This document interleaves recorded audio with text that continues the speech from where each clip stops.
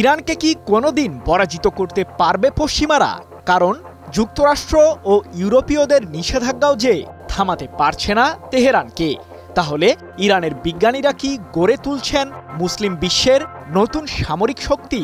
হঠাৎ করেই জাতিসংঘের পরমাণু সংস্থা IAEA এর সাথে সম্পর্ক ছিন্ন করা এবং ইরানের ক্ষেপণাস্ত্রের সীমার সক্ষমতা বৃদ্ধির ঘোষণা দেশটিকে করে তুলেছে অপ্রতিরোধ্য। যেন কোনো বাধাই সামরিক ও প্রতিরক্ষা শক্তি অর্জনে ইরানকে দমাতে পারছে না।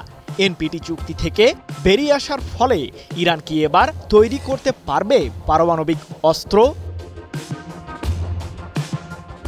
সম্প্রতি ফ্রান্স, জার্মানি ও যুক্তরাজ্য জাতিসংঘের মাধ্যমে তাদের সেই পুরনো স্ন্যাপব্যাক প্রক্রিয়া জারি করে ইরানের বিরুদ্ধে, যার কারণে আবারও পশ্চিমাদের বাণিজ্যিক নিষেধাজ্ঞায় পড়ে খামেনির দেশ। এরপর থেকেই তেহরানের পরমাণু কর্মসূচি নিয়ে ইরান জুড়ে তোলপাড় শুরু হয়। প্রশ্ন ওঠে, পশ্চিমাদের নিষেধাজ্ঞাকে কিভাবে মোকাবিলা করবে তেহরান?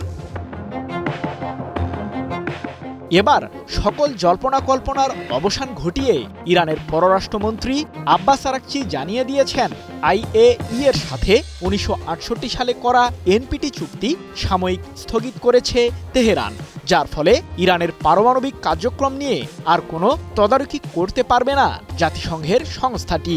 এ প্রসঙ্গে আরাকচি বলেন, আমরা IAEA এর সাথে পরমাণু সহযোগিতা চুক্তি সাময়িক স্থগিত করেছি।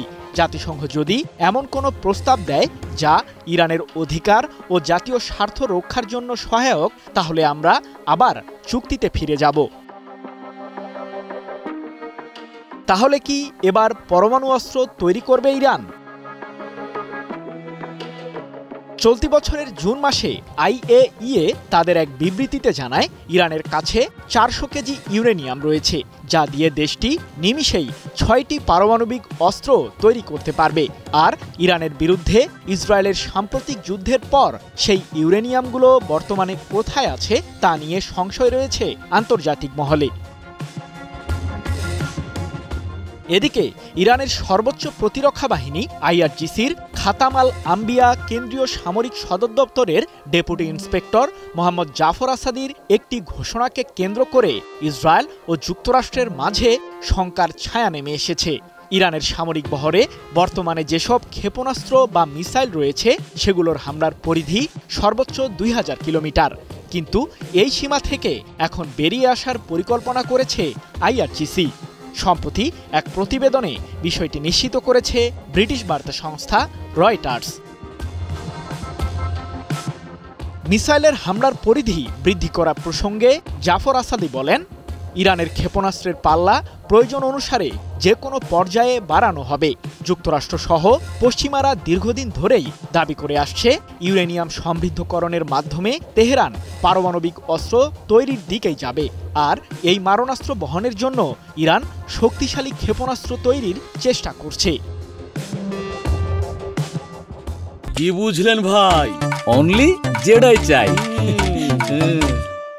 যদিও ইরানের সর্বোচ্চ ধর্মীয় নেতা আয়াতুল্লাহ আলী খামেনি বারবার দাবি করে আসছেন, ইউরেনিয়াম ব্যবহার করে কোনো ধরনের পারমাণবিক অস্ত্র তৈরির উদ্দেশ্য নেই তার দেশটির।